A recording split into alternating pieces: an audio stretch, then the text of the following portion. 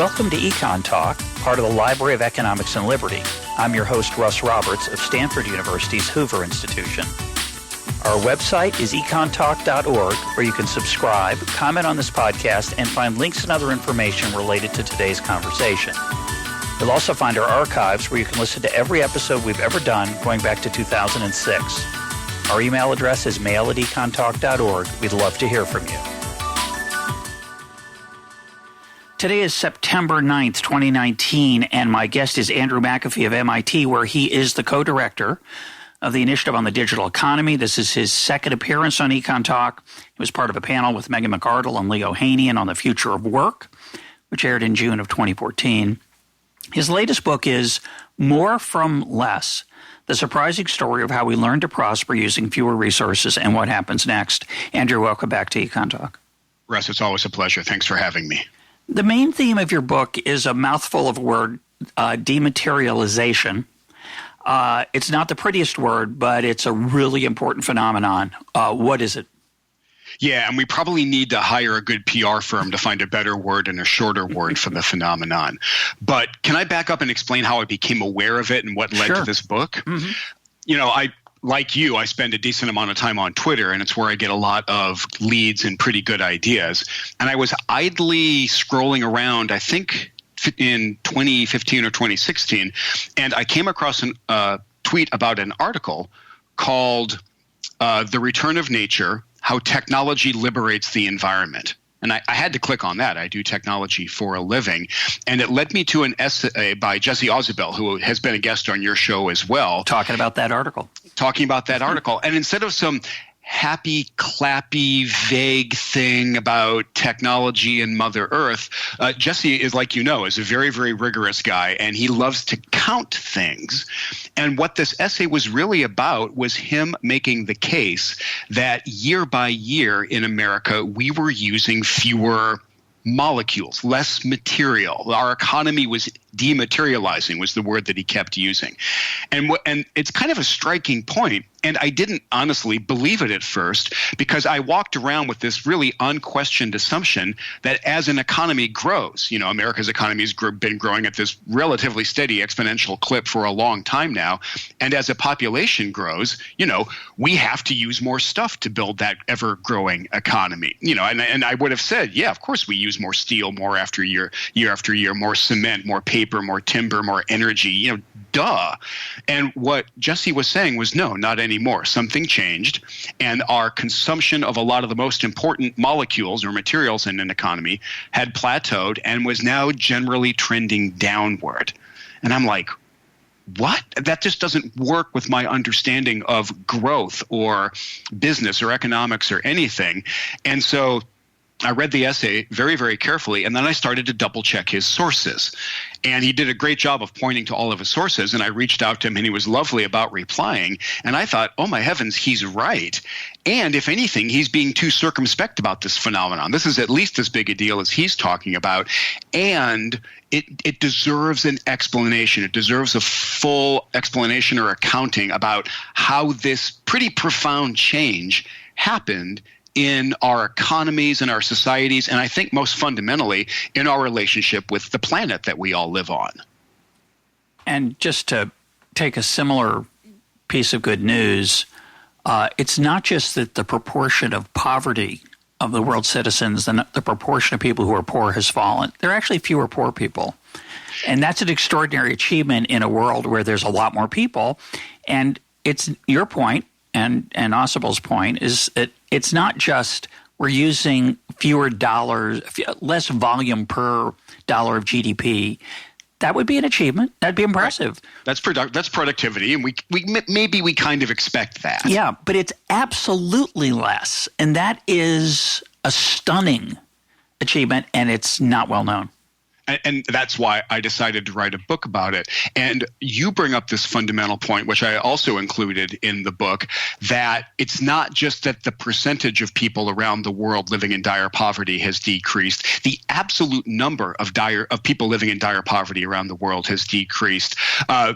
Like you, I spend a lot of time at this wonderful website called Our World in Data, and they did this beautiful essay about extreme poverty and showed all the numbers. And there are fewer people, not smaller percentage, fewer people living in extreme poverty today probably than there were 200 years ago. This is absolutely extraordinary. But you can look at the growth in population and the growth in affluence over, the past 50 years since the first Earth Day in 1970, and you could think, okay, that's good news for humanity, yay us, but we have to be beating up the planet more year after year in order to fuel that growth. We have to be taking more from it, polluting it more, just treating our Earth more poorly. And I want to be super clear, I don't think that we have yet achieved absolute dematerialization in the developing world in low-income countries. I am very sure we've achieved it in the U.S., which is 25% of the economy. From the data that I've seen, I'm pretty confident that we're at or near that point in a lot of the rest of the rich world. And one of the conclusions from this, and one of the things I try to say in the book is, gang, the implication is really, really clear. We have to help the rest of the world get rich. That will bring them past that hump of maximum exploitation of the planet, and they're going to start to dematerialize as well. But in the background of these kind of stories, and I use that word stories loosely because I think it's mostly facts, but there are stories that use facts. That's a good idea.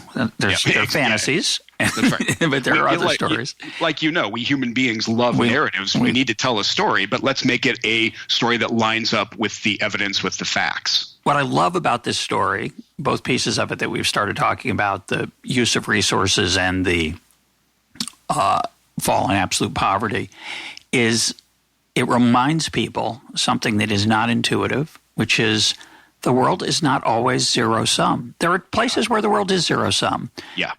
There are places where economic activity means some people gain and some people lose, and we'll get into some of that along the way, I suspect. Yeah. But it's really important to remember that cannot be the most common phenomenon, because otherwise the world standard of living on average would be the same as it was 1,000 years ago, 500 years ago, 100 years ago. The only way in this zero-sum world the people who get wealthy would be by impoverishing others. Somebody else, someone else. The fact that enormous numbers, billions of people, are better off than they were 20 years ago, 40 years ago, certainly centuries and millennia ago, means that economic activity need not be zero-sum. And I think it's really important for people like you and me to keep stressing that, because it is pretty counterintuitive. It's kind of easy to walk around thinking, if I'm getting rich, somebody else must be getting poor. We live on a finite planet. That means that our economy, our prosperity must be finite, and there must be some kind of beggar thy neighbor economic growth going on. And the thing, Russ, that I've always loved about your work is that you keep driving home the correct point that is not true. There are so many more people than there were, 50, 100, 200 years ago. There is so much more affluence than there was at any earlier point in time. And then the point that I'm trying to make with this book is that while those things are going on, we are in the process of turning a fundamentally important corner, and now learning to tread more lightly on our planet, as opposed to the pattern that held throughout the industrial era, which is human prosperity increases, but we kind of beat up on our planet. We dig more mines, we chop down forests, we clear cropland, we polluted, we wiped out animal species, and we're not out of all of those woods yet, but wow, are we doing a better job now? And it's just radically different. Let's start with a little bit of history, not too much. I'm more interested probably than some of the average listeners, but I want to talk about three people in the history of economics and economic thought who worried about these issues. That would be Malthus, William Jevons, and Alfred Marshall. Now, I just have to preface the Malthus part. I'll let you expound on Malthus as you do in the book, but it's important. Well, go ahead. Start with Malthus. He's a doom and gloom kind of guy on paper, at least.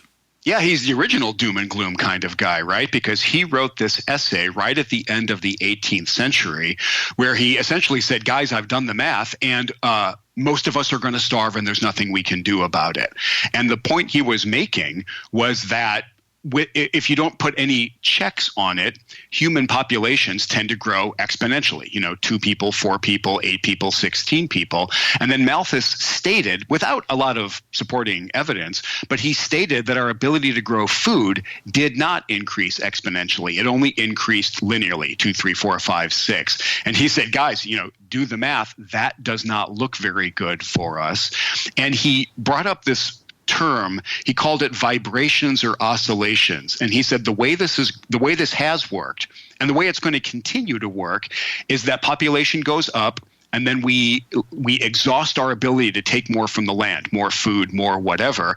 And as a result, we starve, we have bad things happen, and our population goes back down. And it's only when that population goes back down that the land can give us enough that we can then be prosperous, we can have more kids, population starts to go back up. So he essentially described this really unhappy pendulum between high population and low prosperity, and low population and high prosperity. And one of the crazy things that I learned when I was researching the book was that Malthus was a deeply lousy forecaster. And I'm sure we'll talk about it. He was one of the world's worst forecasters. He was actually broadly correct as a historian. Absolutely. He gets a raw deal. He had a deep insight. He was half right in a really important way at a really important juncture in history. He just happened to write his essay at exactly the wrong time. Yeah. But he didn't do any actual historical analysis. Other people have done that analysis, and I'm sure you've had a lot of them on your program. Gregory Clark is one of my favorites because he does this really, really beautiful digging over long periods of time about population and prosperity. So I include in the book a graph that Clark drew that examines prosperity versus population from 1200 to 1800 in the United Kingdom. And it worked just like Malthus said it did. There were lots of English only when they were super poor, and there were more prosperous English only when there weren't very many of them. And the population kind of swings back and forth by a factor of 3 over the course of the centuries. Things got a little bit better in the 1700s because of improved agriculture, but throughout the 1700s, by Clark's estimates, the average Briton was worse off than they were in the year 1200. We just lived in this kind of Malthusian trap kind of a world up until, drum roll, wait for it, up until the Industrial Revolution. So let's turn to that now. A number of things you point to in specific that changed how we could get food from the earth, for starters, and many other aspects of prosperity. But the steam engine changed everything. And it's not obvious. It wasn't obvious when it was created that it would, and it wasn't obvious probably for quite a while. And I think most people would struggle to think about how it did change everything. For me, I think about things like, oh, there were trains that could take things around. Exactly. But that's really not. We could make fabric more quickly because we had factories with steam power in them. Yeah, which helped, but that's not the main part of the story. That's not the main part of the story. And I didn't understand this at all until I started writing the book because, I walked around and based on previous books that I'd co-written with Eric Brynjolfsson and previous work that I'd done, I came to the conclusion that the Industrial Revolution did in fact change the course of human history like nothing before or since. You just look at all kinds of evidence that makes that point. But then the broad reason why was pretty clear.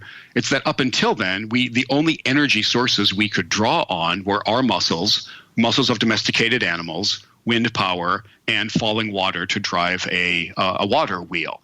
And then all of a sudden the Industrial Revolution comes along and we can take advantage of these crazy amounts of energy stored in the Earth's fossil fuels. Okay, great. Like you just pointed out, that misses kind of an important step. What exactly allowed us to massively increase both our population and our prosperity because we could draw on fossil fuels? Is it just that we had trains? Is it just that we had factories? And for me, the fundamental answer was no. What allowed us to escape that Malthusian trap was the fact that our agricultural productivity skyrocketed after the steam engine, after the Industrial Revolution. And at first I'm like, hold on, I don't get the link there. And I thought, oh, we had steam-powered tractors.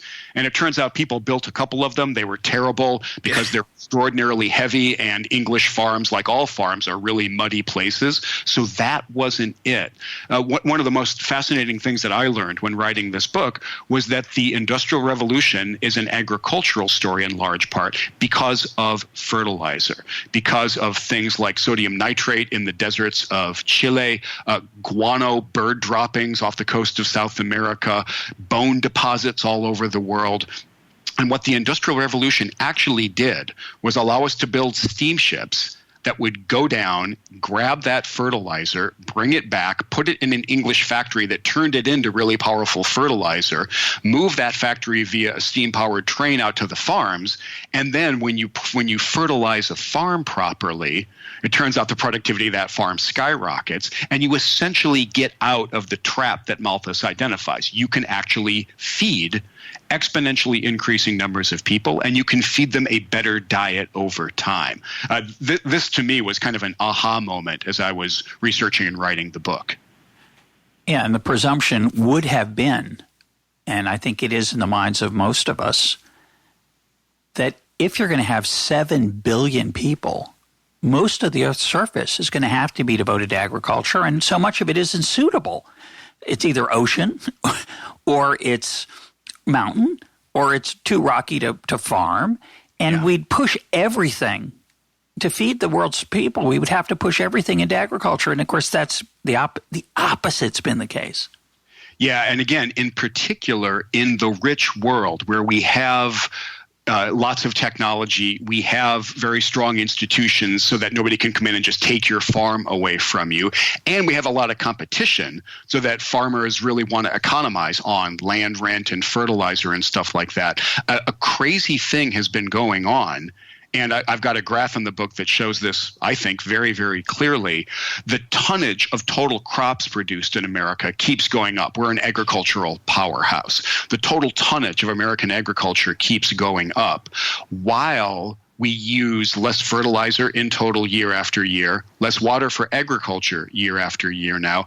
And since about the early 1980s, we have given an amount of farmland back to nature equal in size to the state of Washington. That land is no longer economically productive or a great idea to farm. So the total footprint on our planet in just about all the ways that matter is going down while our output, while our affluence is going up. And we see this reflected lots of different ways. The rich world, for example, is generally reforesting because we just don't need the land for farming anymore. So as you point out, a lot of these really dire estimates that we've been making in the past, they turn out to be wrong because of this 1-2 punch, I believe, of innovation, eureka, coming up with things over and over, and really intense competition that spurs companies to take advantage of all this innovation. And to force them through that competitive process to share the economic benefits with customers rather than having just higher profits. And I think that's another part of the story that doesn't get fully understood or fully appreciated. But I want to just mention, I want you to just mention in passing, because there's so many other things to talk about that are interesting, but I mentioned Jevons and Alfred Marshall. The show is called EconTalk, so we should probably mention why they're in the story. Talk about what Marshall and Jevons' insights were and why one was right and the other was probably not right. Yeah, and like you, I share this super nerdy love of really rich chapters in economic history. So after the Industrial Revolution had been kicking along for maybe 75 years, a guy named Stanley Jevons. Oh, yes, Stanley. Is it Stanley William Stanley? We should go look this up, but it's one of the... I'll look it up while you're talking. You're you right. go ahead. I think it's William Stanley. So we're just going to call him Jevons. Excellent. Jevons wrote this book called The Coal Question. And he kind of threw water on, he kind of rained on the parade of the industrial era, because he said essentially to his countrymen in England, gang, the good times are going to stop and there's nothing we can do about it. And he made a really interesting point. He said, look, we're becoming fantastically wealthy because of steam power and because of coal, and we have plenty of coal right now. But he said, I've looked around at how much coal the country has and how quickly we're going to increase our use of it. And again, the math looks pretty dire, and we're going to run out of coal, I think he said, within the next 100 years of the time he was writing. That's piece of bad news number one. Piece of bad news number two was he said, we cannot solve this problem. And what he said in particular was wonderful. He said, we can make more efficient steam engines, but that won't decrease our overall use of coal. Because what he said, which is broadly correct in a lot of cases, is that when you decrease the price of something, and in this case, the energy that you get from coal, what will happen in many cases is that you will use more of that thing overall, not less. You won't economize, because when the price goes down, you keep finding more and more uses for it. So when steam power from coal was relatively expensive, you used it for great big factories, and you used it for for coal mines, maybe for taking the water out of coal mines. Extracting, yeah. Yeah, but what Jevons said was when steam power gets cheaper, holy Toledo, we're going to find a lot more uses for it. We're going to put it on boats. We're going to put it on trains. We're going to put it on small little factories. We're just going to dot more and more steam engines all over the economy. And as a result, our total use of coal will not slow down. It won't level off. It will keep going up. And of course, it's an empirical question of whether that fully offsets, somewhat offset. It could just mitigate it, but it's working the other direction. He's right about that. Yep. And at the time he was writing, he was absolutely correct about that. And what a modern economist would say was that Jevons was just discussing the price elasticity of demand, which is a thing that economists think about all the time now. So he gave this kind of gloomy view. And if you wanted to push back and find a little room for optimism in the 19th century, you might say, okay, but doesn't there come a point at which we human beings just decide that we have enough? You know, we get more affluent. You can't eat 20 meals a day. 20 houses don't do you very good. You can't take 600 train trips a year. So could we get to a point where our desires are kind of satisfied, and as a result, our economy levels off and our exploitation of the earth levels off? And so you could walk around thinking that until Alfred Marshall comes along and says, actually, no, that's just not how it works at all. Around 1900. Right around 1900, with that, that foundational book, Principles of Economics, that he wrote, he said that misunderstands human nature. And for all the things that we lionize Marshall for, he's a giant in the field of economics. To me, the thing that he got most deeply right was that human wants and needs just don't seem to level off. And I put this passage from his book in More from Less, where he just beautifully articulates that as we get more affluent, we actually want even more. We want more of the things we already have. We want better things than we currently have. And this was his deep insight. Some clever innovator, entrepreneur, or marketer is going to figure out that we want things we haven't even thought of yet, and is going to offer us those things, and we'll say, heck yeah. And as a result, what Marshall was saying was kind of economic growth will continue because our wants and needs will continue to grow. But the clear implication from that, if you follow Malthus and Jevons and all the stuff that we've been thinking about up until then, is that we're going to continue to take more and more from our finite planet over time. So you put all those ideas together, and as we head into the 20th century, you got this kind of gloomy view about how we're going to beat up our planet as population and prosperity keep increasing. Yeah, and I just your example, you can't take 600 train rides or you can't eat 20 meals. So it's true you can't eat 20 meals a day. Well, you can, but most of us, that we don't want to. But what we do want is better food. We want fancier food. Yeah. So we might only want to – we're only going to ride in one car at once, but we might own 2 or 3, but we're not going to own 40. But of the 2 or 3 we own, it's almost no limit to how much we can improve them. Glorify them, fancify them, use them as a form of prestige or just high quality, and that's true across the board. And the most important point, of course, is the last one, which is new stuff comes along that we couldn't have imagined, that we can now afford because we've saved resources elsewhere. Yep. And we love those things, right? We're doing one of those things right now. You're listening, listeners, most of you are listening on your smartphones using an app like iTunes. That's an incredible thing that was unimaginable 20 years ago, 15 years ago, whatever it is. That's no one would have said it 20 years ago, boy, I think we need a way to listen to people talking over the internet. Right. Via our phones without any physical media, with a compact, where's the compact disc that you're listening to this thing called a podcast on? This stuff is just crazy. And to take it back in time, it would be hard to impossible to imagine the volume of commercial air traffic or air travel that happens now back when we were still in the age of steam. Yeah. So innovation keeps happening, technology keeps happening, innovators and entrepreneurs have these eureka ideas about things that we might want.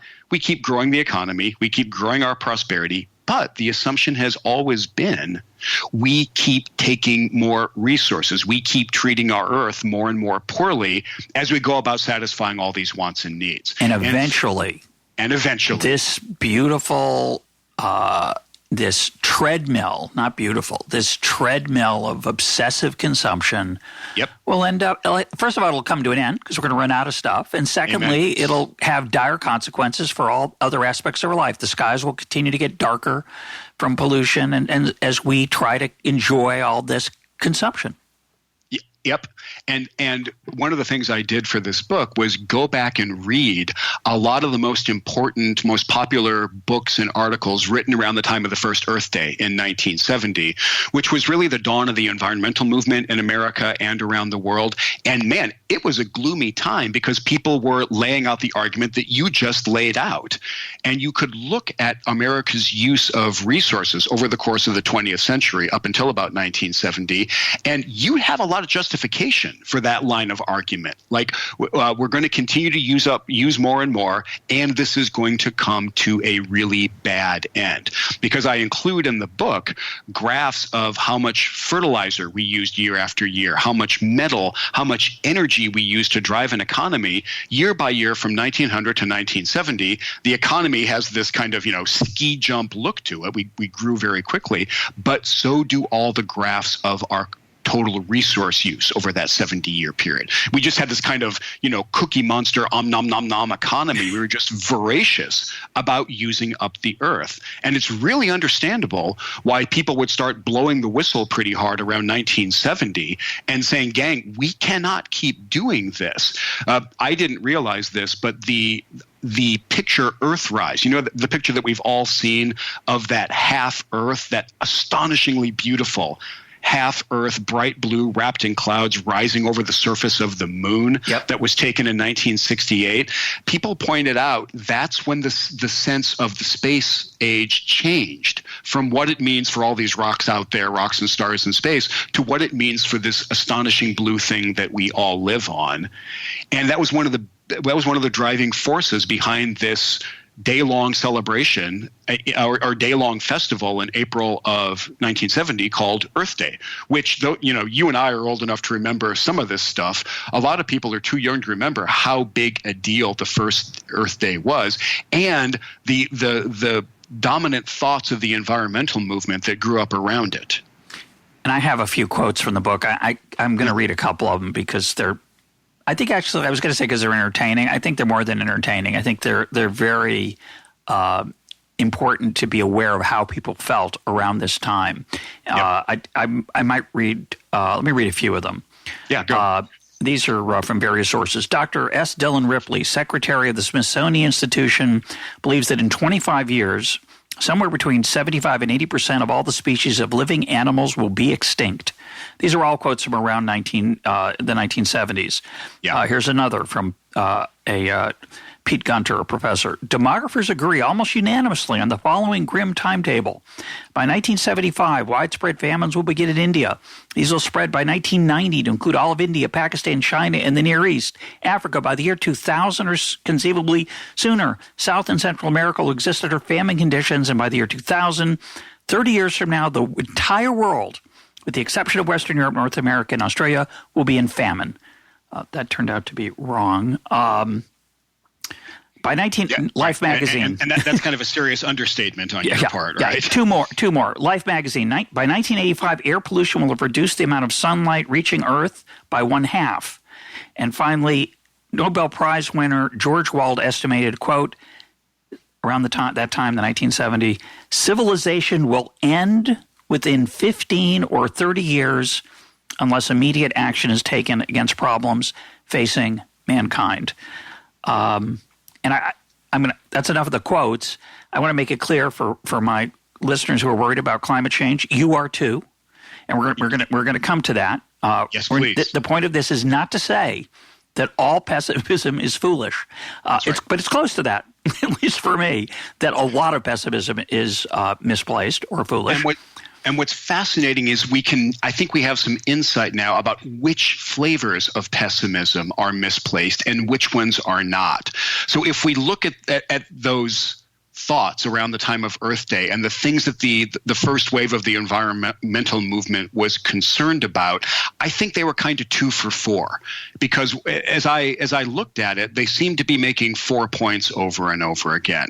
There are too many people. We have to control population by fiat, by central planning, by coercive means if necessary.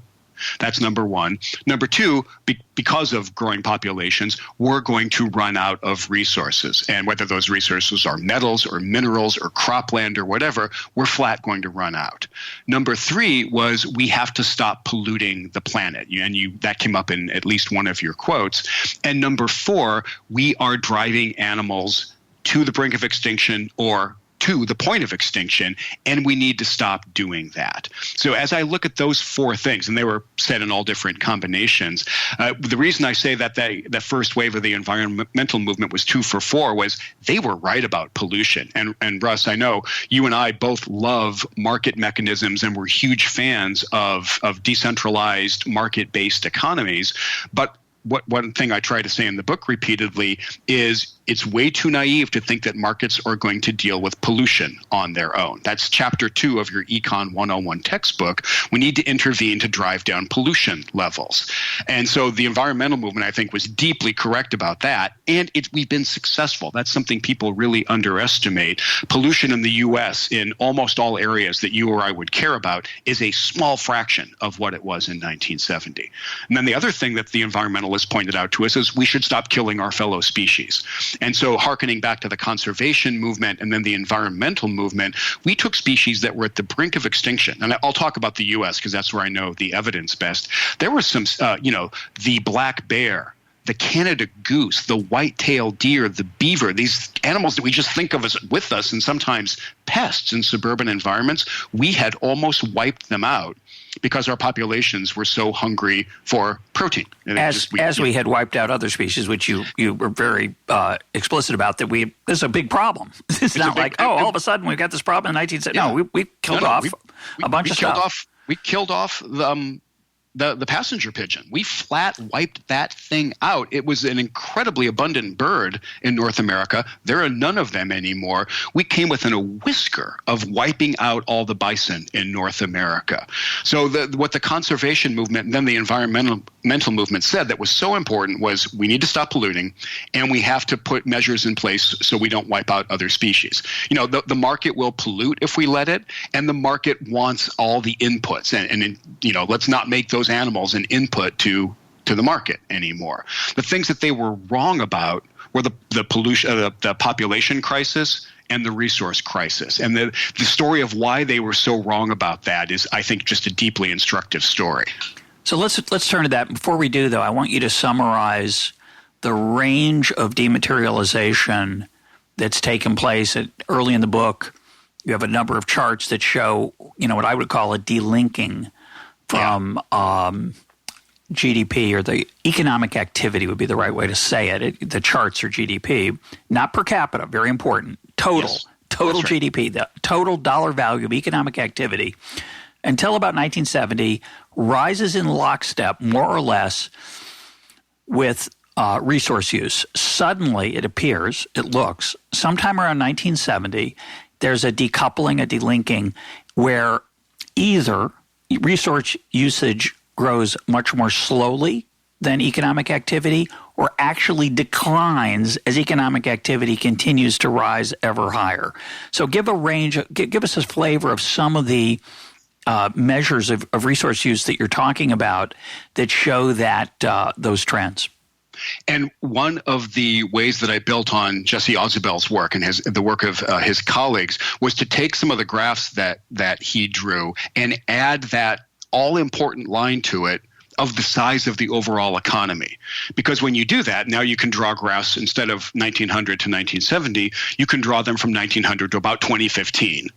And you just see that the economy just continues to look like a ski jump. It just grows exponentially. But as you point out, our aggregate use of lots of different kinds of resources around 1970 starts to decouple. It starts to not go up in lockstep with growing the economy, starts to grow more slowly. And then in a lot of cases, it starts to decrease in absolute term. And the range is really broad here. It goes from metals that are pretty important for an economy: iron, steel, copper, nickel, gold. It goes to fertilizer. It goes to a lot of different minerals that we put into an economy. It goes to paper and timber. The year of peak paper and timber in America was actually 1990.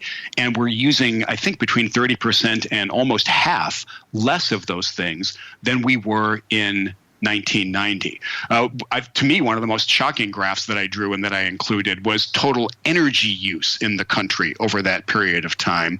And as you say, absolute lockstep between growing an economy and using more energy year after year. But the total energy use in America has been essentially flat from 2007 up through 2018. That is astonishing to me. Our economy is much, much bigger than it was before the start of the Great Recession. Our energy use in 2018 was absolutely just a tick, maybe 0.25% bigger than it was over a decade ago. This is a deeply weird, it's a really positive phenomenon, but it's a deeply, deeply weird phenomenon. And when I looked, the U.S. Geological Service tracks about 72 different minerals, different things that you make an economy out of. I believe all but 6 of them now are past the peak, and we're now experiencing dematerialization in it. So by far the biggest of those 6 is actually gemstones. We Americans love bling. We love more bling year after year. So gemstone use is not yet declining, but most of the other molecules that you build an economy out of are on the decrease. A big exception here is plastics.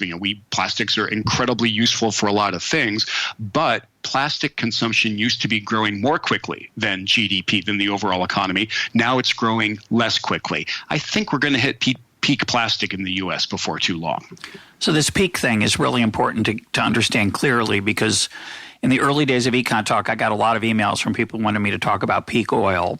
And peak oil was this idea that we were going to basically hit the point where the amount of oil left in the earth would be declining. Well, it's always declining because it's finite, more or less, effectively. And so we are able to offset that by finding new sources of oil and new reservoirs, but eventually we're going to be in the downward part where the reserves are not expanding fast enough to offset the usage, and that has dire consequences. Now, I always believed that was unimportant, but not for the reasons we're going to talk about. I thought that was unimportant because that's what prices are for. If that's true, prices are going to start to rise. That's right. Discourage usage, look for alternatives, et cetera. But something else happened that was not foreseen by me or anyone else, or few people anyway, which was fracking. A technological innovation that radically changed how much oil and mostly, and also natural gas, very important, that we could get out of the ground. So when we say we've hit peak usage of all these various resources, normally that would be, oh my gosh, we're going to get poorer because we don't have as much available.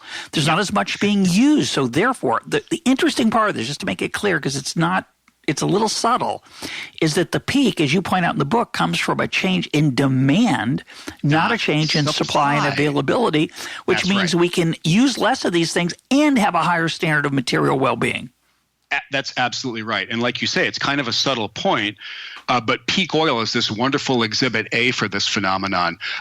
One thing I learned researching the book, the USGAO, which is kind of this important body that tries to get the facts straight and inform Congress, put out a report in 2007 called Crude Oil, uncertainty about future oil supply makes it important to develop a strategy for addressing a peak and decline in oil production. So 12 years ago, we were still in earnest worried about this thing called peak oil, which was this point that we envisioned in the future where our ability to suck more oil out of the earth was going to reach a maximum and we could only take less oil year after year. You know, for an oil-based global economy, that's a really, really scary prospect. It's a good worry, yeah. Yeah, it's kind of a thing we should have our eyes on. And the U.S. government did have its eyes on it. A story I didn't put in the book was I have a friend who was working in energy policy in the White House at that time, in the Bush II White House. And he's from Texas. And he said he got a call from his dad one day in about 2007 saying, hey, somebody wants to buy my mineral rights to do this thing called fracking, in the area. And my friend, who had spent his entire career doing energy, said to his dad in 2007, this is a guy inside the White House with access to all the government's best ideas and information about the energy balance. He said, Dad, this is an old person scam. Don't sign up for anything. Yeah. And, right? Go ahead. So we took this idea very, very seriously. And that 2007 report from the GAO does not have the word fracking in it or hydraulic fracturing. It doesn't appear anywhere. And, in retrospect, that looks like a pretty serious omission 12 years ago because, as you point out, this fracking revolution happened and has changed the world's energy supply. And it just goes to show that fundamental technological innovation can be a very, very hard thing to predict, but it kind of goes in one broad direction, especially when you combine it with really, really tough contested markets. It goes in the direction of letting us get more from less, of productivity. If fracking were more expensive, we would not be doing it. That's, as you keep pointing out, that's what prices do for us. And so we continue to talk about peak oil, but there's been this complete inversion. When industry insiders talk about peak oil now, what they're usually referring to is the year when global demand for oil will peak. And there are different estimates from that, but that's the discussion about peak oil now. It's been turned on its head. So I waylaid you for a minute. I derailed you. So when we talked about some of the other factors, I want to just let you continue talking about what some of the other examples of where we're using less. So you mentioned metals. Now you mentioned energy. We've talked about farmland before. What else? Anything else I'm missing? Anything big? The list of stuff where in America, and the only reason I keep harping on America is we have really good systematic data going back to at least 1900, thanks to the USGS. In America, there appear to be only a handful of physical resources that we're using more of year after year. Most of them have declined. Things like energy, I think petroleum has basically leveled off. We're still going up in plastics. But it's not just that there's been a deep dematerialization of the economy. There's been a very, very broad dematerialization of the economy as well. Somebody else pointed out the same thing was true for the United Kingdom. To the extent I've been able to get decent data for the Eurozone, a lot of the same thing is happening there. So I'm very confident about the situation in America. I'm cautiously confident that this is a pretty broad, rich world phenomenon, not yet a low-income country phenomenon. But as we said earlier, let's help those countries get rich. They will go through the peak stuff and start to dematerialize as long as we have these twin forces operating. And my explanation for why dematerialization is happening is about these twin forces of tech progress. And in the book, I say capitalism because that encompasses a bunch of things. But think about it as really, really intense competition combined with property rights and contract rights and the things you need to actually make you innovate because you think you'll be able to keep the rewards of that innovation, while you also face nasty competition. So alternatively, one might believe that, and one would be led to this belief by looking at the charts. It would be somewhat reasonable to look at the charts, which there are a number, not too many. And I also want to tell listeners that there aren't that many pages on Marshall and Jevons. and Malthus. So even though this is not Andrew, a book of economic history. Yeah, even though Andrew said he likes to nerd out on that like me, the truth is it's not an important part of the book. So if you're not one of those nerds, do not be discouraged. You can still enjoy the book. Trust me. A lot of fascinating stuff in the book, and most of it unrelated to the history of economic thought. To 19th century economics. I want to put in that ad for you, Andrew. Okay. Thank you for that. So looking at the charts, one would be prone to commit what one of my favorite fallacies, post hoc ergo propter hoc, after this, therefore because of this. And so you would look at the data and you say, wow, right around 1970, a lot of these trends started.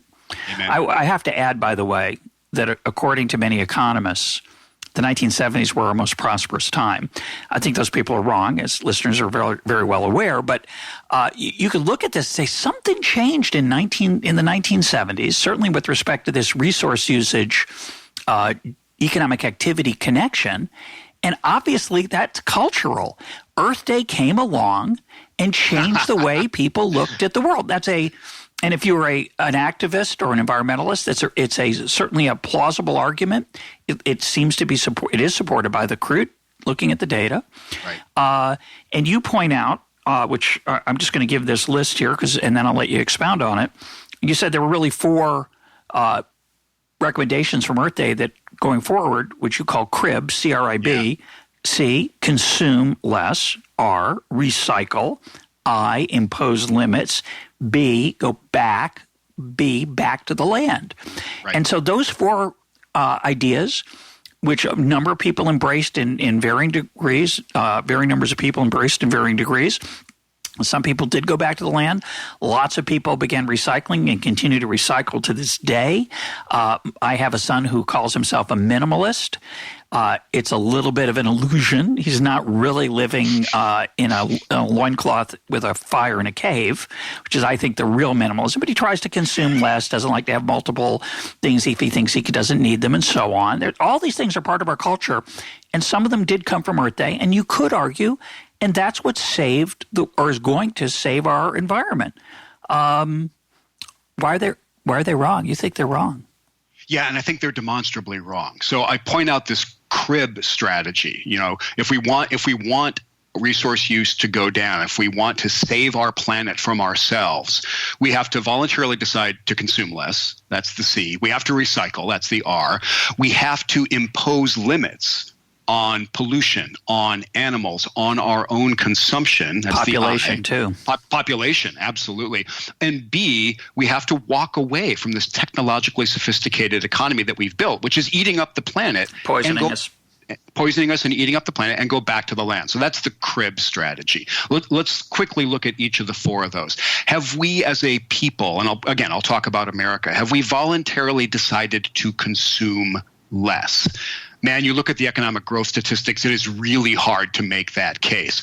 Economic growth has slowed down a bit since 1970, but that's only because the post-war decades had really, really fast economic growth. I have trouble, accepting that Americans as a whole have decided to adopt your son's less materialistic. We haven't all turned into any flavor of Buddhist monks. Americans like their stuff.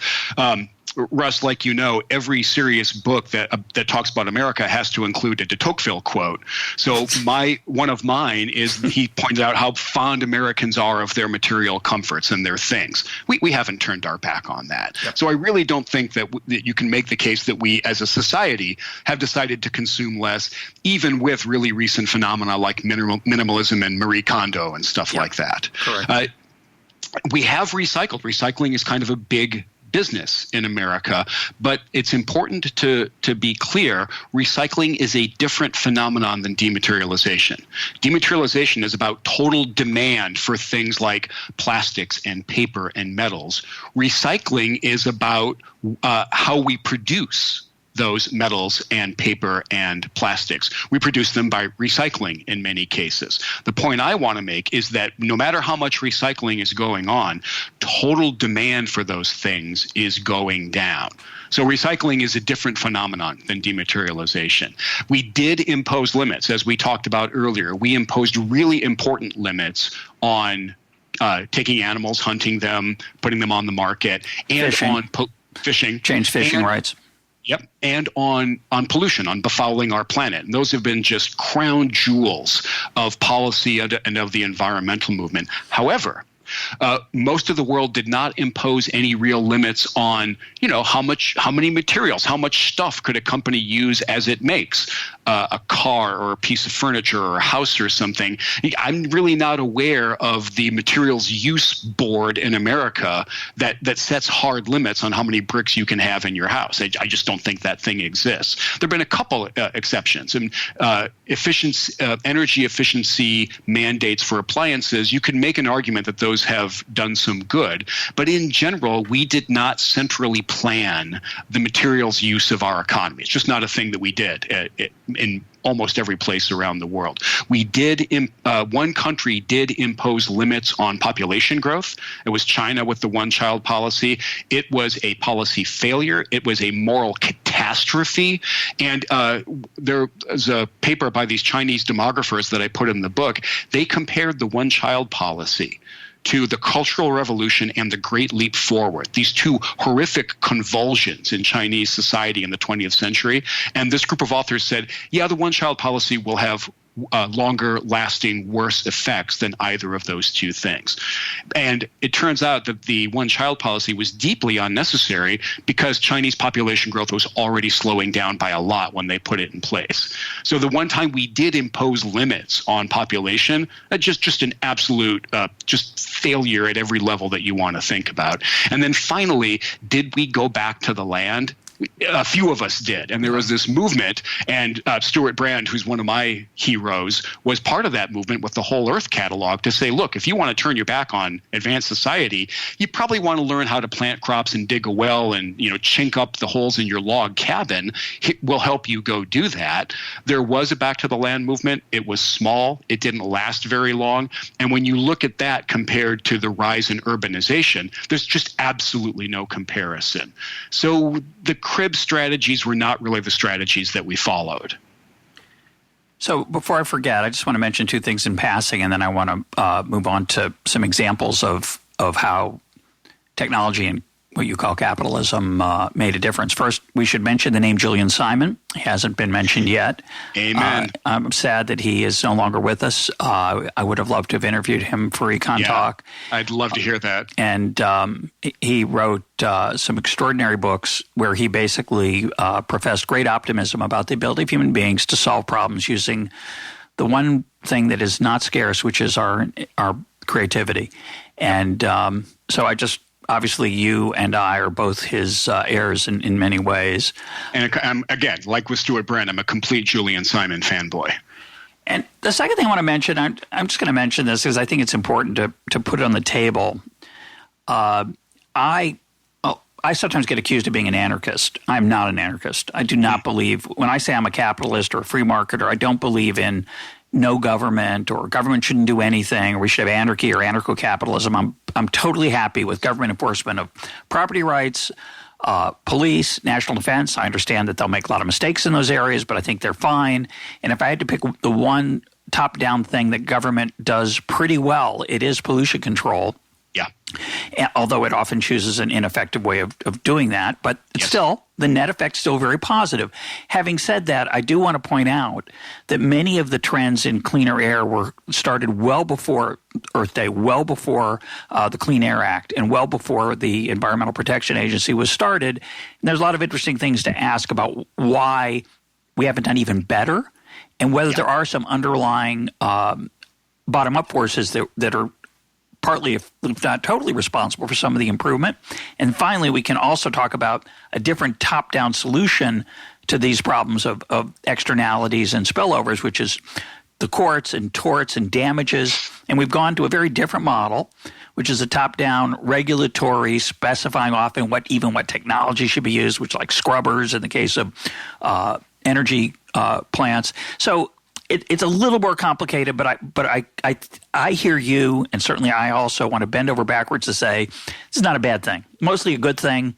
The magnitude of it is not obvious to me, but I do think that list of crib, they were 1 for 4.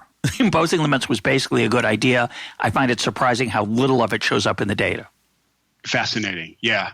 And like you know, there are these really rich discussions about the trajectories about environmental improvement before this, all these regulations went in place and before we set up this regulatory structure. And it's fascinating research.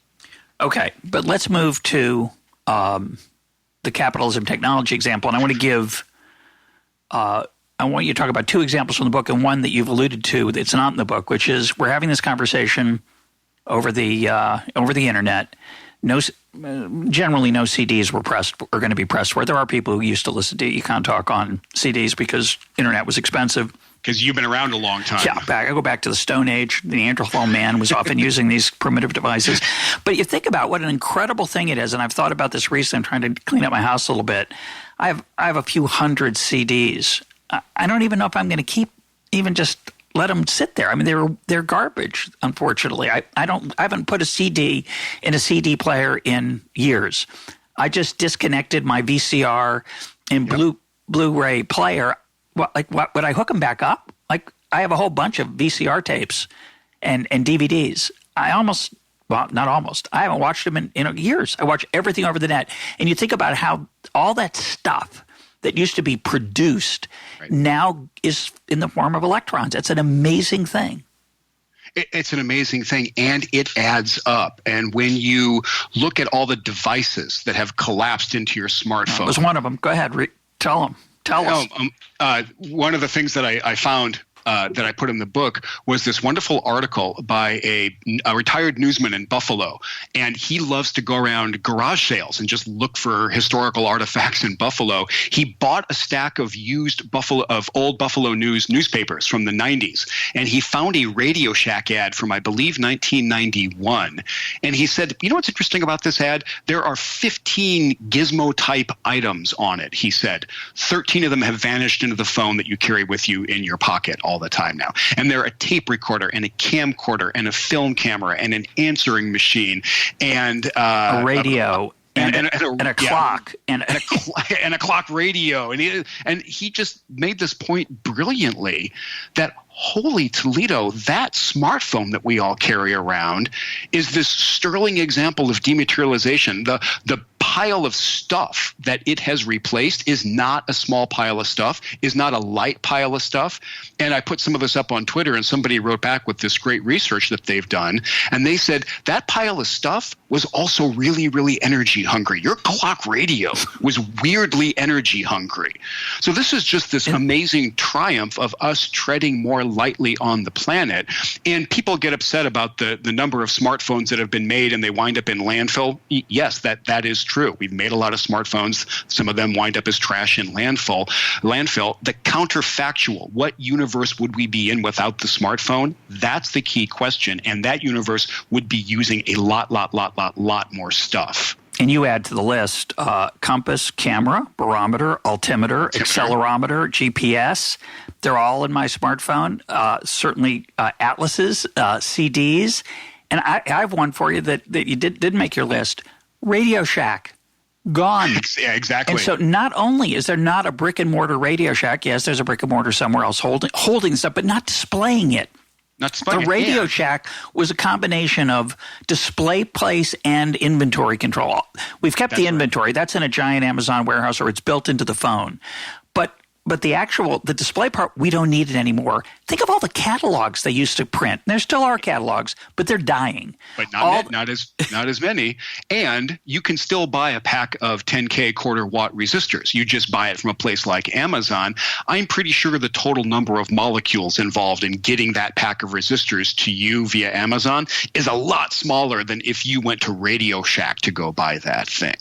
And then, Russ, you bring up your CD collection, and I've got the same thing, and I have been reluctant to throw mine away because there's music I've been listening to for decades. Yeah. Some of it means a lot to me, but then I thought, wait a minute, you can call up any of those songs at any time you want, except when you're on a plane that doesn't have Wi-Fi. Yep. You pay $10 a month to Spotify, and you have access not to just all of your music, but then it does a really good job of recommending other music that you might like based on your tastes. This is not a close call. This is a better world for you and me as consumers, and it's a world that uses fewer resources. It's better for the planet. And the last one I want to mention is just because it's one of my all-time favorites. I've used it a couple times here on the program, and it's just phenomenal because it's clearly driven by one thing and one thing only, which is self-interest. It's about the profit motive, and that's the soda can or the can more generally. Yeah. You quote Vaclav's smell. Around 1960, the first aluminum cans were 85 grams. They're now they're under 13. They're under 13 grams. Just between 1972 and 2011, it's about a 50% drop in the amount of aluminum that goes into a can because of the incredible innovation. Bizarre. How could you make it better? You make it better because they figured out a way to make the top and the bottom so it would be stronger and wouldn't need as much strength in the sides. It's wonderful. It's glorious. And it wasn't mandated. It wasn't a regulation. It was just self-interest working its way. And of course, and in particular, all the beverage companies realized nobody cares about the can, right? You and I don't pick the beer based on the awesomeness of the quality of the can. So spend less money on that stuff. You still have to keep the beer fresh. You got to protect it from bacteria. You don't want the can to collapse. It's got to be strong enough. Transport and all that. But man, we don't want to spend money on aluminum. It's just we want higher profits. And one of the things that I hear you say over and over, and it's really triggering to a lot of people, as I'm sure you found out, is that this self-interest, this profit motive, this greed, we actually want this in our society. It's a really, really important force, and I categorically agree. And I think the chapter in the book that probably most warms your heart is the entire chapter about Adam Smith, where I try to use his quotes to say, gang, these objections that we've had about markets and about capitalism, these are not new. These are being discussed very intelligently in 1776. So, Adam Smith had that wonderful quote about the profit motive where he said, "It is not from the benevolence of the butcher, the brewer, or the baker that we expect our dinner, but from their regard to their own interest." And then the other thing he said, which I thought was wonderful, was pointed this out, this is not a bad thing. He said, "Nobody but a beggar chooses to depend chiefly upon the benevolence of his fellow citizens." Amen. And having said all that, for those listening, and we are now we're about an hour into the program, and we're going to go for a little bit longer. I'm either afraid or happy to say. We're going to talk about the downsides because neither Andrew nor I are blind cheerleaders for capitalism. But I think what makes this book important and not just educational, and there's a lot of education in it for anyone. And it's well written, and it has 2 de Tocqueville quotes, so it's got to be good. And you tell us it's 2. It's in a footnote. But the point is that capitalism gets such a bad rap as the destroyer of the planet. It has to be understood that it's more complicated than that. Yes, there are things to be worried about. We're going to talk about those next. But it's really important to realize that the profit motive, combined with the opportunity to lose money, because you got to have profit and loss, with competition, has unleashed human creativity to make the world a less resource-intense place by a non-trivial amount. And that's, I would say, the punchline of the first half or 2/3 of your book. And it's extremely important. Thank you. And the only thing I would add to that was I think one of the most important products of that human drive, that ingenuity, that drive for innovation is the digital revolution, is the computer, Absolutely. The network, the software, the smartphone. I am not sure. I actually don't know if we would have succeeded in dematerializing the economy overall if we had not invented the computer, because the computer lets us use CAD systems to design that aluminum can that uses so little aluminum.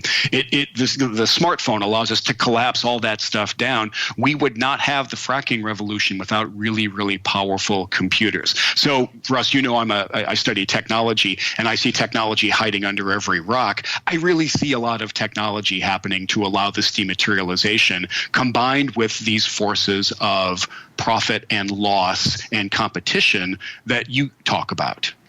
And I just want to quote your ode to the digital revolution reminds me of Mark Andreessen's memorable line, and we talked about it when he was on the program, "Software is eating the world." And what he meant by that was that digitalization and software and the ability to carry immense amounts of computing power in your pocket and on your wrist is transforming a lot of industries.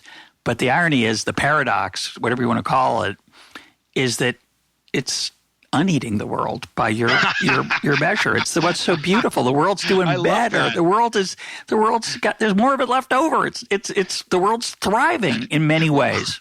I hadn't thought. I love that. I'm going to use that. We're uneating the world. Yes, we really are. So let's turn to the darker side.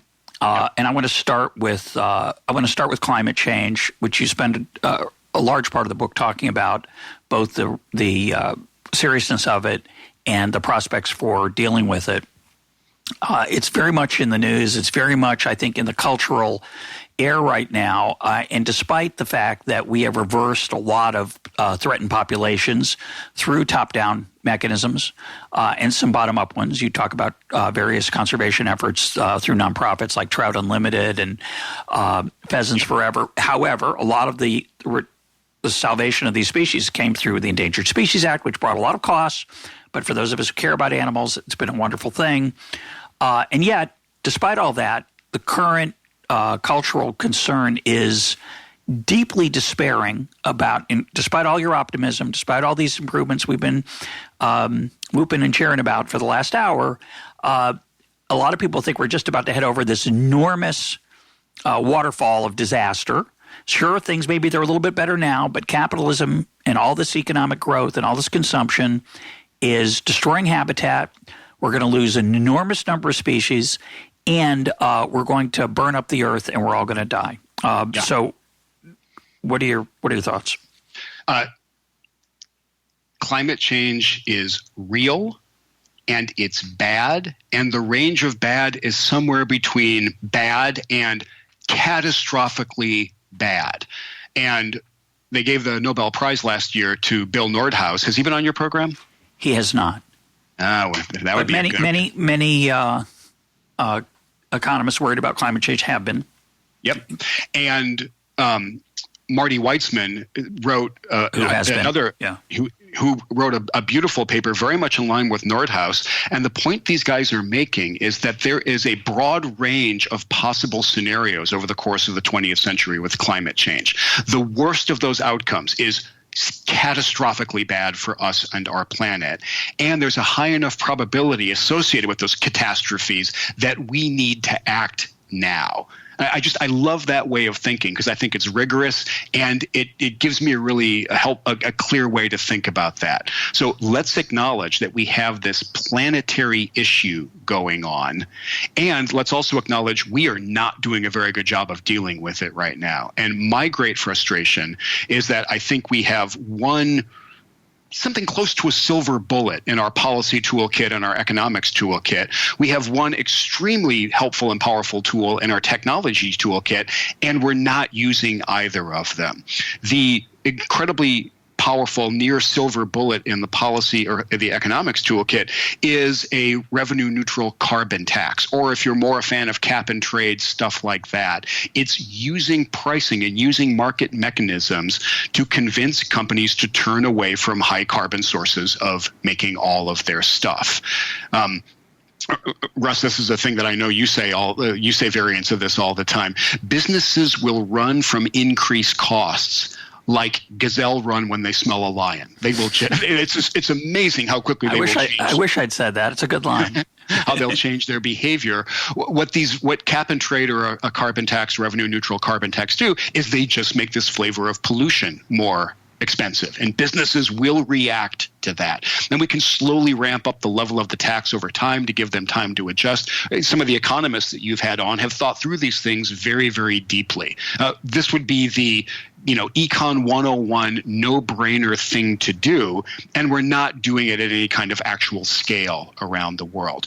And when you look at the success of cap and trade for sulfur dioxide pollution and some of the other historical chapters, you just get despondent that we haven't summoned the willpower to do the clearly the smartest thing that we could do on the policy front.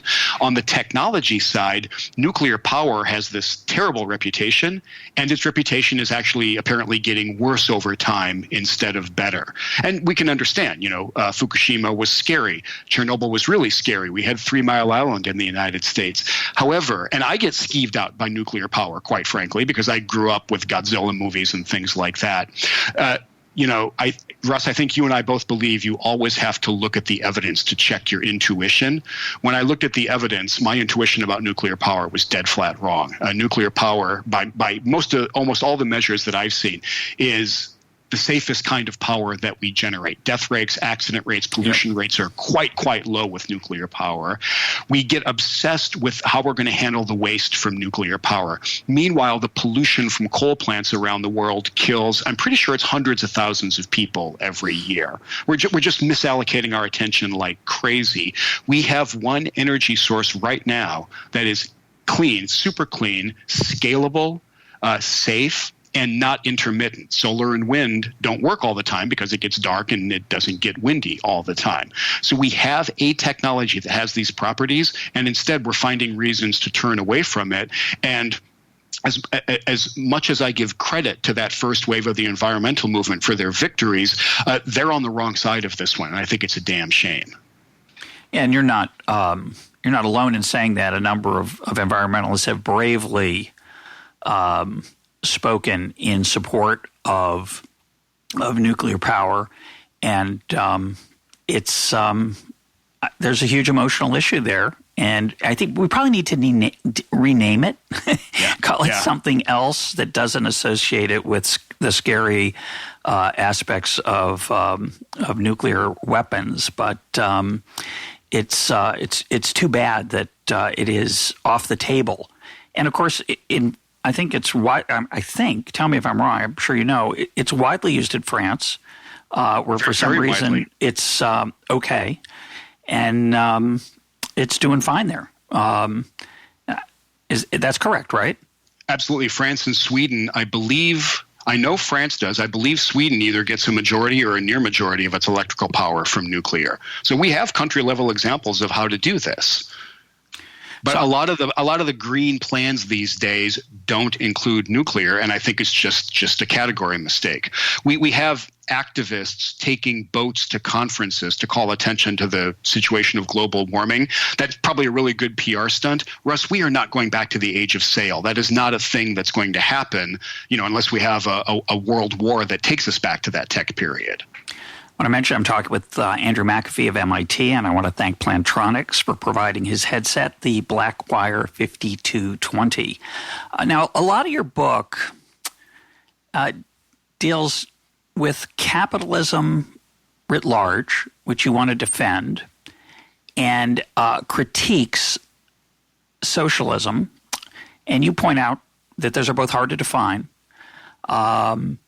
And I think a lot of the love of the word socialism in today's cultural times is really a desire just for more redistribution. I don't think it's a desire for more top-down economic activity. But in case some people are worried about that, you spend a few pages in the book explaining why Venezuela is a hellhole.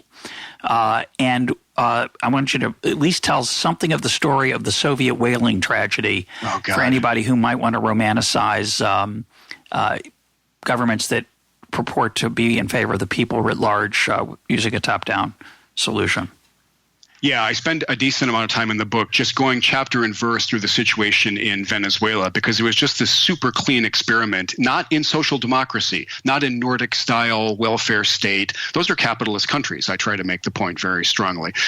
Venezuela was just good old-fashioned Stalinist central planning, and the magnitude of the suffering and the dimensions of the suffering are hard to get your mind around. Just the catastrophe that's unfolded in this country. And I try to be specific about that. But one of the other reasons I come down hard on, totalitarian, centrally planned economies and societies is they take terrible care of the environment, demonstrably. We have made our mistakes in the market-based rich world, in the West. Absolutely. And the history of whaling in the first half of the 20th century is a history of us almost wiping the species out. Like, let's put that on the table. We did that. Then we signed, about 1948, I believe, we signed an international near moratorium on whaling that almost all nations signed up with. And we said we're going to continue to allow whaling. That changed eventually. We're going to continue to allow a small amount of whaling, and every country is going to get a small quota of whales. And the Soviet Union signed up for for that. What they did instead, and we know this because some very brave scientists kept unofficial records that are now available on the whaling ships, they killed, the total annual quota was something like 15 or 16,000 whales a year. Over the course of that chapter of history, the Soviet Union killed about 200,000 additional whales above and beyond their quota. Okay, that's lousy. The tragedy, where farce and tragedy meet here, is that they didn't need them. The Soviet Union was already self-sufficient in energy, had huge oil reserves. The Russian people never had a taste for whale meat like, Icelanders and Japanese do, for example. They didn't bring meat back to port. The story is that the centrally planned economy of the Soviet Union had a plan for the fisheries industry, and the fisheries industry had to bring home more tonnage every year, and whales weigh many, many tons. So they just focused on killing whales to satisfy their progressive 5-year plans in the absence of any actual need to kill these animals. And the guy in charge of the fisheries industry had this chilling quote. One of the scientists on the whaling ships went to him and said, "Comrade, we need to stop doing this because we're going to kill all the whales." And he said, and our children won't see any whales on the world. And the guy said, "Our descendants are not going to be the one to fire me from my job." So I turn into kind of a zealot incentives for not doing that. The Soviet Union was responding beautifully to the incentives that they set up, which was stripping the planet bare of all of the whales. And I don't know, Russ, how much time we have left. Can we continue to talk about some of the things that I'm worried about and about this issue of disconnection that we're seeing? That's what I was going to turn to next. Okay, thanks. Exactly. Before we do that, I just want to make it clear what your stand is on capitalism, because it's such a complicated word, and you lay out in the book very nicely what you mean by that. And, for example, a lot of people will tell me that Wall Street's an example of what's wrong with capitalism, and I say that's crony capitalism. That's where we didn't allow the profit and loss system to work. We have relentlessly bailed out large financial institutions, which encourage them to take imprudent risks and extracted money from the rest of us. That's an example of a zero-sum game, actually a negative-sum game, almost certainly. And so I think there's so much emotion around it, and what you're pleading for is something much narrower than the sort of cinematic images of capitalism. You're talking about letting people pursue profits within property rights and competition that inevitably helps the world at large. And that's tragically, that's a minority opinion that you are bold to put forward. And a less triggering phrase is economic freedom, and which might have been a better one. Yeah, kind of. But I wanted to go with capitalism because I wanted to confront people with, in many cases, their negative views about this system that we have. And like you point out, a lot of what people, I think, are angry about is a perversion of capitalism, is not actual competition. It's collusion. It's a cartel. It's regulators and the industries that they're supposed to be in charge of being way, way, way too cozy with each other. And again, I relied on Adam Smith here. This is not new. Smith realized that these are perversions of capitalism. And one of his other famous quotes is, "People of the same trade seldom meet together, even for merriment and diversion, but the conversation ends in a conspiracy against the public or in some contrivance to raise prices." Smith knew that businesses are going to collude and say, look, if I'll raise my prices, if you raise yours, and we'll all make a lot more money. We have to not allow that. Absolutely. But to think that that's inherently what capitalism is just wrong. It's just a category mistake. And another category mistake is to say that capitalism equals the complete lack of a safety net. And I try to label that market fundamentalism, which is a philosophy that you hear off on some fringes sometime.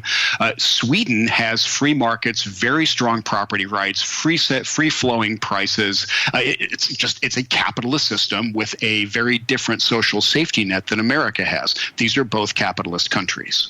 Before we talk about disconnection and the social, some of the social problems we have in America today, that could be put at the foot of capitalism. I'm not sure that's fair, but it could be, and you certainly worry about it in the book. I want you to react to a different critique of your view.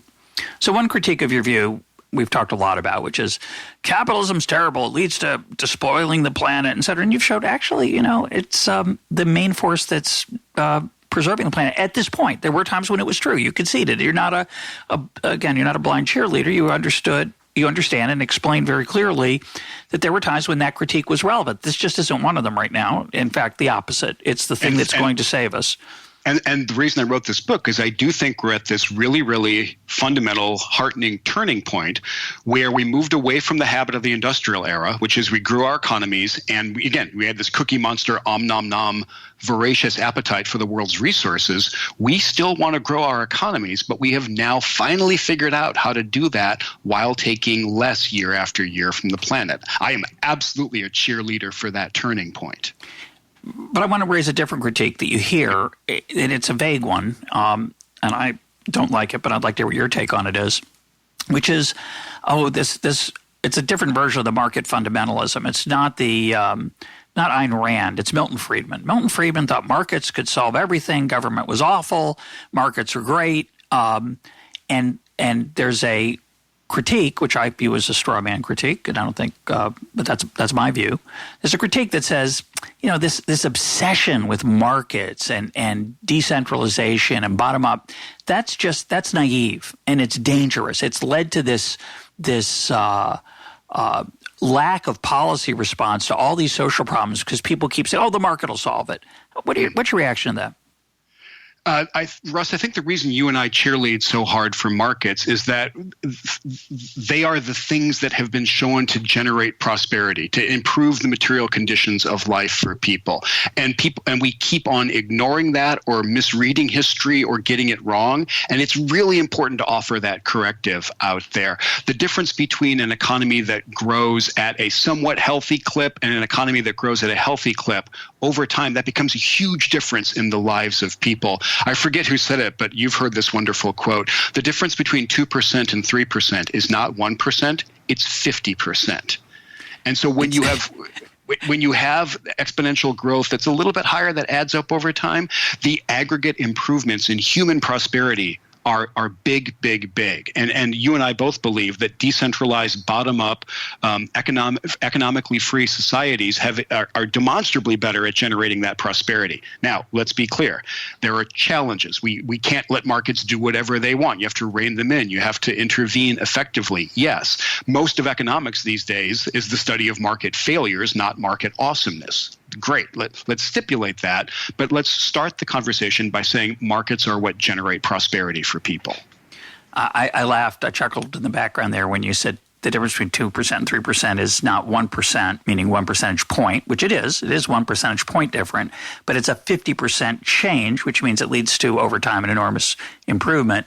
I chuckle because I've an upcoming episode, which will have aired by the time this episode airs, is with George Will, where he mentions that line. But that episode's not out yet. You haven't heard it. But yes, I have heard that line, and it's a very good one. You spend some time in the book, some space in the book, a non-trivial amount, talking about what a lot of people are worried about right now. We talk about a lot in the program over the last year, which are so-called deaths of despair, a feeling of disconnection is what you call it, a feeling that the economic system is unfair, a loss of social capital. Of course, some of this may come from, it's going to be something we talk about a lot in the program coming up, it may come from some of the technology that you and I are big fans of. Yeah. It's led to some social challenges.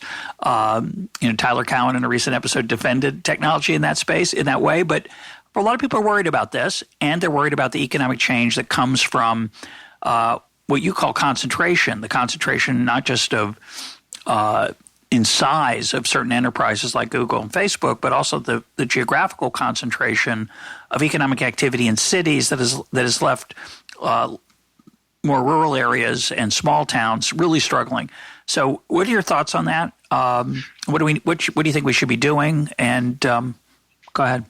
The first thing to say is that this unhappy phenomenon that you've just described, where we have the startling rise in deaths of despair, we have decreased trust in lots of institutions in our society. We see the rise of populists and demagogues in lots of places around the world. This is it's a very important phenomenon. It's a super complicated phenomenon. And I think anybody who says, it's because of this one thing is either lying to themselves or lying to you. So what I do not want to say, and the impression I don't want to give, is that I know what's going on here. I've got this thing nailed and it's X. The reason I included this in the book, and this is the sharpest departure from the optimism in the rest of the book, is we do see this phenomenon of concentration. More from less sometimes means you need less overall. That's true of materials. I mentioned earlier that we've returned a Washington state-sized amount of farmland back to nature since the early 80s. That's great for the planet, woohoo. There were people farming that land, and now that land is not economically viable for farming anymore. To me, that's a really clear example of this phenomenon that we see, where in some industries, we need fewer acres of land, fewer establishments, fewer physical places where the activity happens. Manufacturing has fewer establishments, fewer factories, fewer places where manufacturing happens than it did a couple decades ago, even as manufacturing output increases. And again, there's all kinds of reasons to celebrate that. If you were an assembly line worker in a plant that has closed and the activity has moved elsewhere, it's become automated, that's tough for you. And what we don't see is this frictionless reassignment into a new and better job and people moving across the country as much as they used to. We see communities that are pretty clearly getting left behind by this, economy, this globalized, technologically sophisticated economy that we're creating. And those are a lot of the places where we see the most stress going on. I simply wanted to point that out, highlight that, and say that these forces of capitalism and tech progress that I'm so enthusiastic about, these might have some consequences for communities that we're just now starting to pay a lot of attention to. And the thing that I think, besides climate change, the thing that worries me the most is that the economist toolkit for dealing with those communities that are left behind is not a very full toolkit. We don't have a lot of a good history with place-based economic policies. And when I hear economists kind of being frank about this, they say, the playbook is not obvious here. Yeah. No, and you give a list of some things to do that we can do to help mitigate some of the harm from this, joining grassroots organizations, volunteering, working with vulnerable populations. This is something that I think we're going to turn to. I don't think government's good at solving it, obviously. I do think the nonprofit sector is the place that innovation will happen here. But it's also possible that, a lot of these problems, and a lot of problems generally, they're not about capitalism, they're not about socialism, they're about human beings.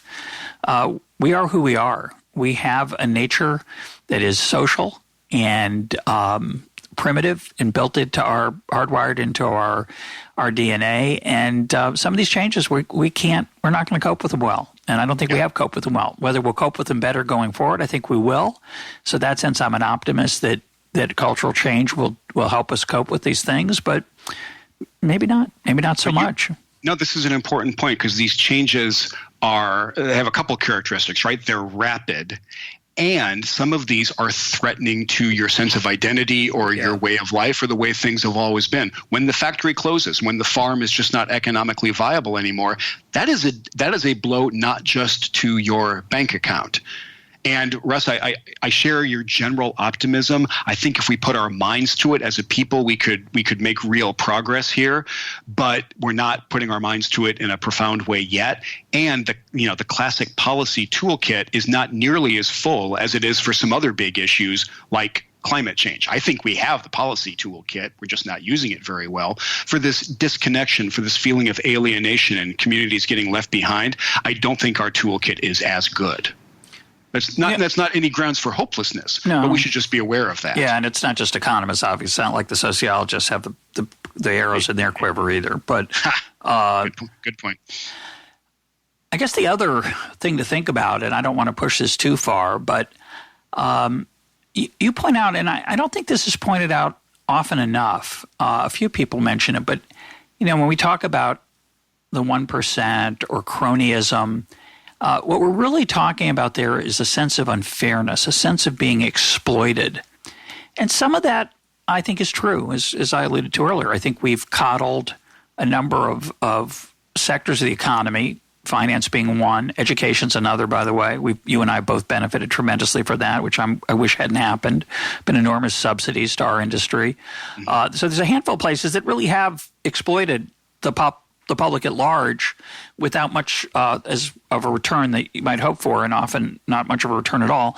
At the same time, some of the perception of unfairness is exploited by those populist politicians around the world. Absolutely. In the absence of facts or in facts that are incomplete. And I think there is some hope.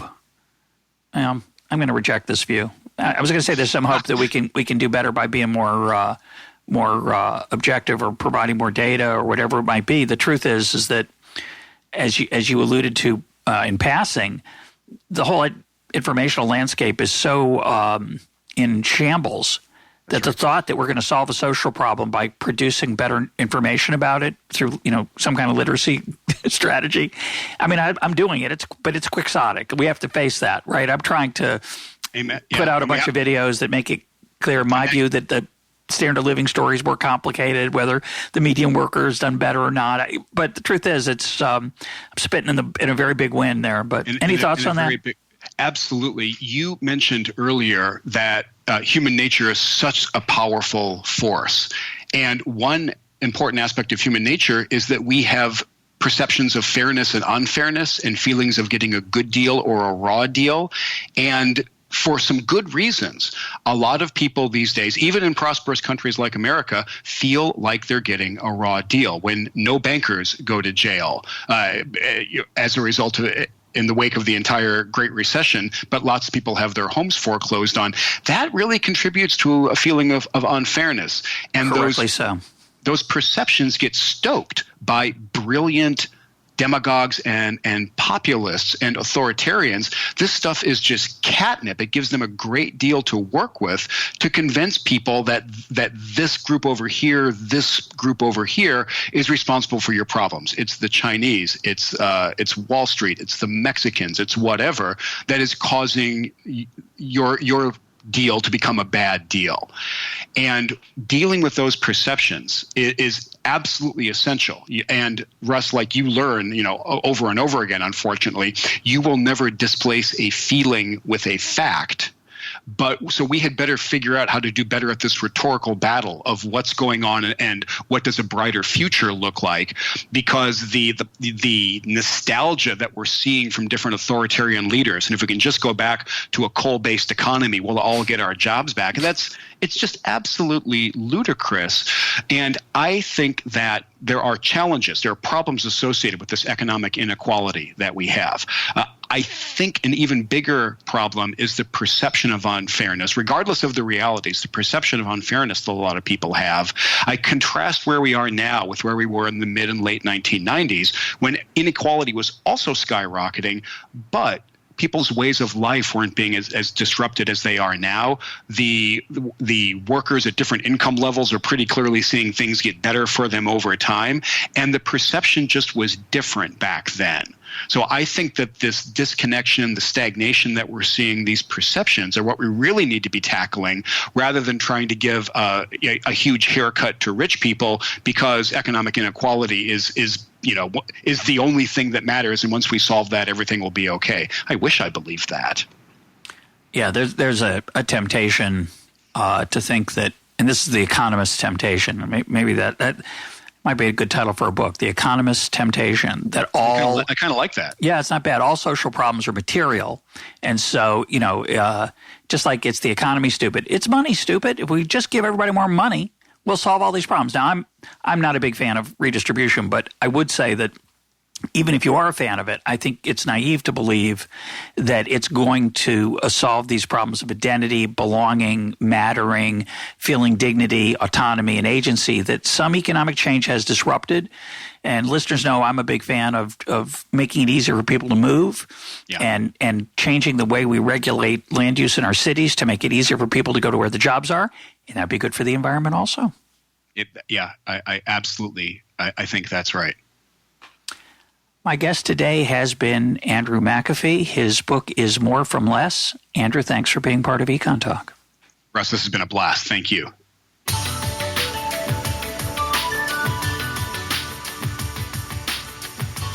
This is EconTalk, part of the Library of Economics and Liberty. For more EconTalk, go to econtalk.org, where you can also comment on today's podcast and find links and readings related to today's conversation.